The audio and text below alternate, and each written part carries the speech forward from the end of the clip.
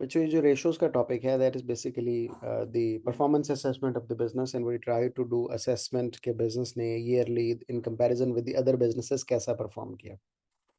इसमें 5 types of the analysis है जो हम करते हैं। प्रॉफिटेबिलिटी कैलकुलेट करते हैं, उसकी रेशोज़ निकालते हैं। लिक्विडिटी कैलकुलेट करते हैं, उसकी रेशोज़ निकालते हैं।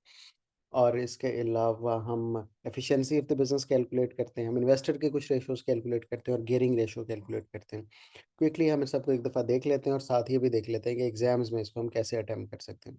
Profitability ratios we have many. First of all the gross profit margin, उसका फ़ॉर्मूला होता है gross profit over revenue into times 100। उसमें हम ये आइडेंटिफ़ाई करने की कोशिश करते हैं कि अगर हम अपनी सेल से कॉस्ट ऑफ सेल्स माइनस करें तो बिज़नेस ने कितना प्रॉफिट अर्न किया। ऑपरेटिंग प्रॉफिट मार्जिन है, उसको हम कैलकुलेट करते हैं। अगर हम अपनी सेल से कॉस्ट ऑफ सेल्स और सारे एक्सपेंसेस माइनस कर दें, तो उसके बाद जो प्रॉफिट हमारा है ऑपरेटिंग प्रॉफिट, उसकी क्या परसेंटेज है हमारी सेल्स के साथ। Similarly return on capital employed है, उसमें हम ये कैलकुलेट करने की कोशिश करते हैं कि हमने जो इन्वेस्टमेंट बिजनेस के अंदर कर रखी है, उस इन्वेस्टमेंट पे जो हमारा प्रॉफिट है उसकी रेशो क्या है। ये रेशोज़ हम क्यों कैलकुलेट करते हैं, ताकि हम आइडेंटिफ़ाई कर सकें कि बिज़नेस की परफ़ॉर्मेंस प्रॉफ़िटेबिलिटी की टर्म्स में प्रीवियस ईयर के मुकाबले में कैसी है, whether the business has increased its performance और बिज़नेस की परफ़ॉर्मेंस डिक्रीज़ हुई है। And we also try to calculate कि कंपेटिटर्स के मुकाबले में वी आर परफॉर्मिंग गुड और not. For example, if a business has return on capital employed of 7% in comparison with the competitors जिनका 5% है फॉर एग्जांपल, तो इट मीन बिजनेस की जो यूटिलाइजेशन ऑफ द एसेट्स है that is better as compare to the competitors. Similarly, last year उसका operating profit margin was 30%, and this year the operating profit margin has increased to 35%. It also means that business has performed better as compared to the last year. तो this is why reason because which we calculate these ratios, और इसमें हम identify करने की कोशिश करते हैं in the terms of profitability whether the business is performed good और नॉट। हमें एक क्वेश्चन बहुत रिपीटली टेस्ट होता है कि अच्छा ठीक है, हमने रेशियोज कैलकुलेट कर ली, अब हम अपनी प्रॉफिटेबिलिटी को इम्प्रूव कैसे कर सकते हैं।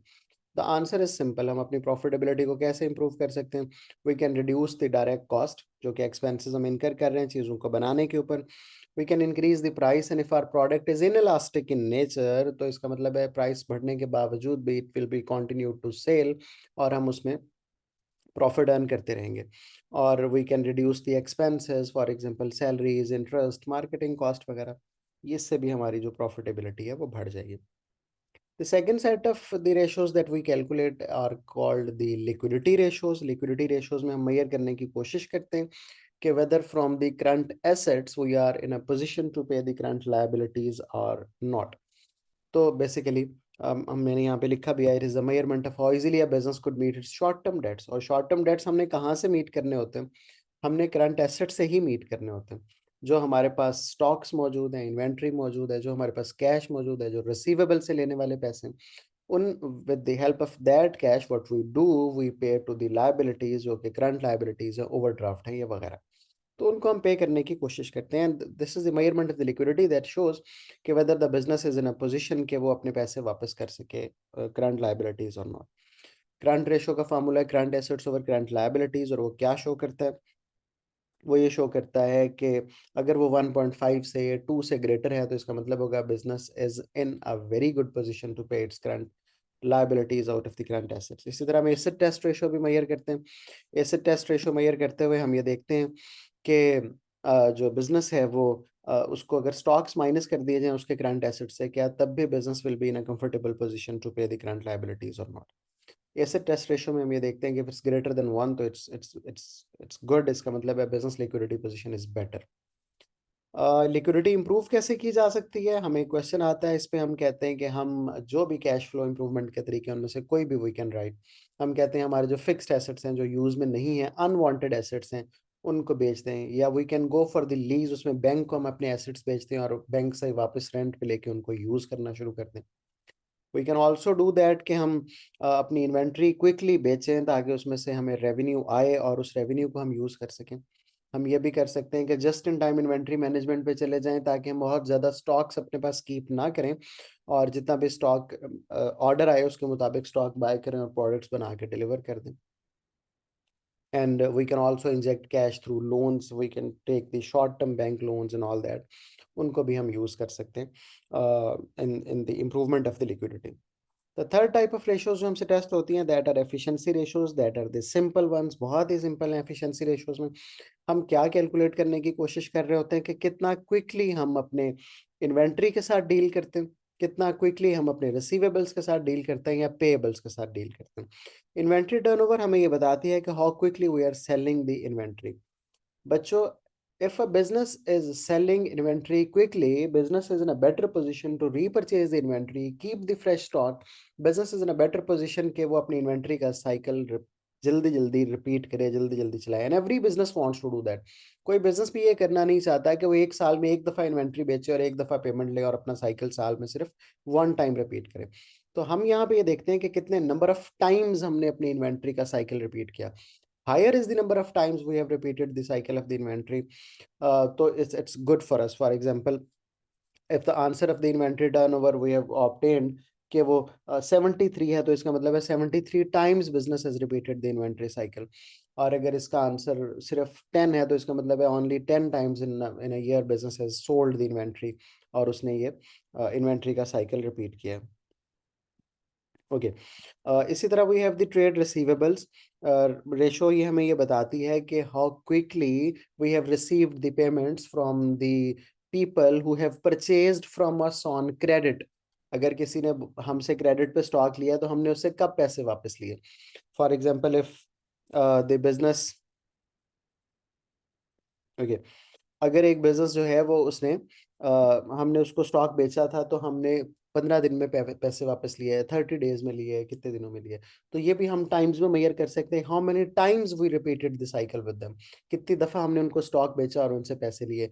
या इसको डेज में कैलकुलेट भी हम कर लेते हैं कि after how many days we received the payment. For example, if the answer in days is 27, तो इसका मतलब है after every 27 days business sold the inventory and received the payment from the receivables. और अगर इसका आंसर टाइम्स में हम calculate करें और ये 90 आ जाए, तो इसका मतलब है 90 times we have repeated the cycle.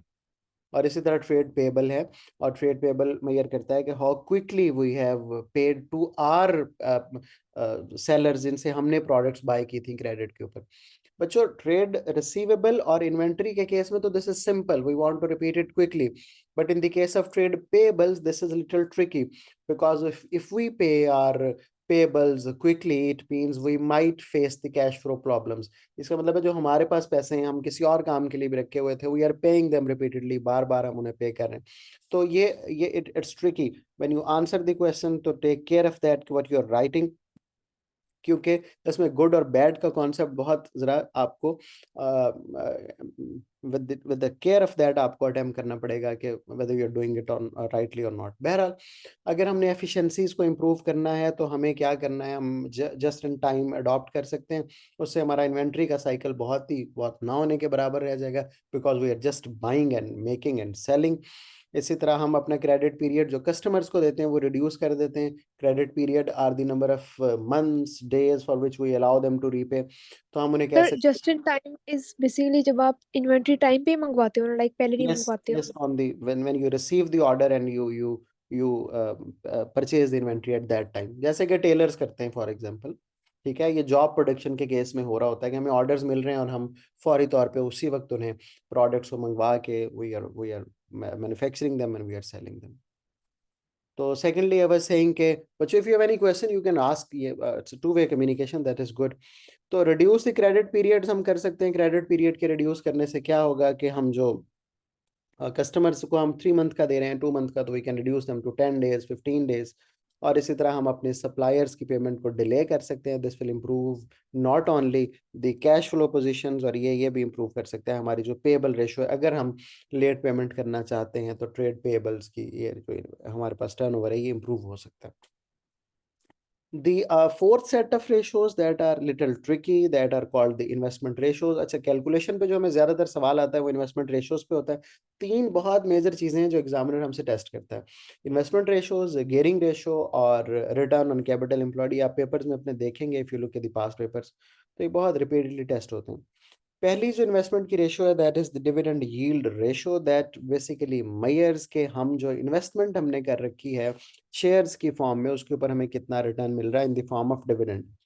तो we compare the dividend yield ratio with the interest rate usually. और हम कहते हैं अच्छा हमें जो डिविडेंड यील्ड मिल रहा है वो 10% मिल रहा है और इंटरेस्ट रेट जो है वो 8% है, तो investing into the business is better as compare to investment into the bank. तो ये डिविडेंड यील्ड रेशियो को इस तरह कंपेयर किया जाता है। And I told you when I was teaching that कि if some investor has purchased the shares at the lower price, तो इसका मतलब होगा कि उसकी जो डिविडेंड यील्ड होगी वो हमेशा ज्यादा होगी। But while answering your question specifically when it comes to the investment ratios, always look, formula को ध्यान में रखते हुए इसको आंसर करना है। बिकॉज अगर आप जो है इसमें देखें कि dividend yield ratio is increasing, तो इसकी दो रीजंस हो सकती हैं। One, look at the formula कि dividend per share is increasing, that is good, सही है, आपने इसको एडवांटेजेस में लिख दिया कि dividend per share is increasing. लेकिन आपको ये देखना होगा इसको आंसर करते हुए वो डिविडेंड पर शेयर क्यों इंक्रीज कर रहा है, whether the business is giving some incentive ताकि लोग अट्रैक्ट हों बिजनेस की तरफ, या इसकी दूसरी रीजन डिविडेंड यील्ड की ये हो सकती है, look at the formula again, कि मार्केट शेयर प्राइस कम हो जाए तब भी तो इस फार्मूला का आंसर बड़ा आएगा। That is not a good sign. अगर मार्केट शेयर प्राइस कम हो रही है और डिविडेंड यील्ड बढ़ रही है तो answer that in that context पर।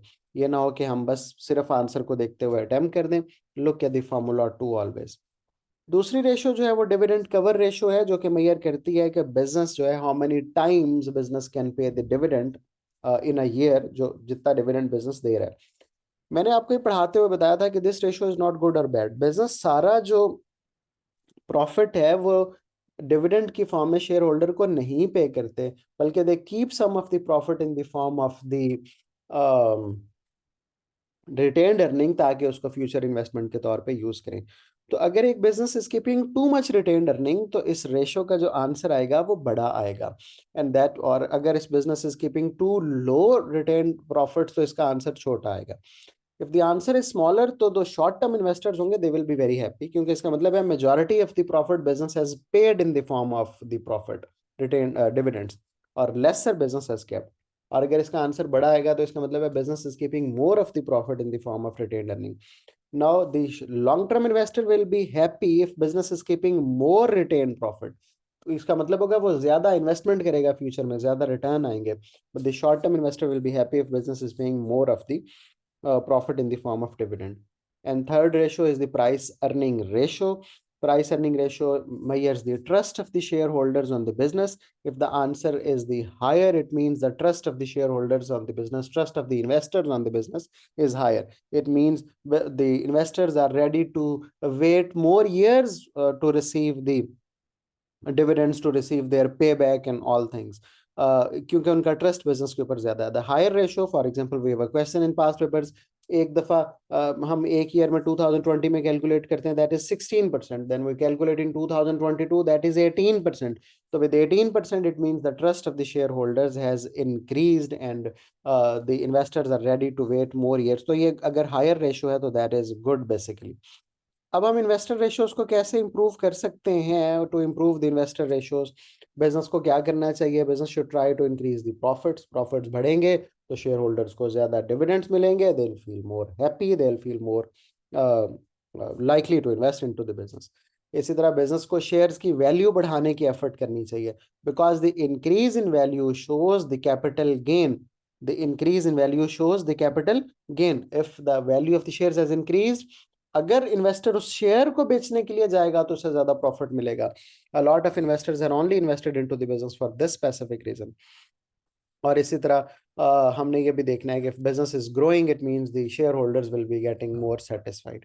And finally we have the gearing ratios. Gearing ratios shows के बिजनेस जो है उसने अपनी इक्विटी में से कितने परसेंट लोन लिया हुआ है। Look at the formula, non current liabilities divided by capital employed. क्योंकि मैंने पढ़ाते हुए आपको बताया था बिजनेसेस जो सारी इन्वेस्टमेंट बच्चों करते हैं वो उनकी अपनी मनी नहीं होती, अपने पैसे नहीं होते, अपनी जो सेविंग्स हैं वो नहीं होती। They take a lot of money from the banks and other financial institutes in the form of long term loans. तो ये कंपेयर करता है कि आपकी इन्वेस्टमेंट से कितने परसेंट जो है that is basically the long term liabilities.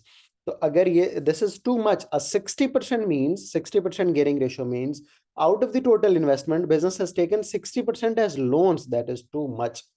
तो फिर आपको ये डिसीजन करना होता है कि whether business can obtain more loans, जाहिर है it's difficult. Whether business can sell shares into the stock exchange, this is also difficult because investors won't be very happy with that, investing in such a company that has already taken a lot of loan, because it will reduce their dividend by the end.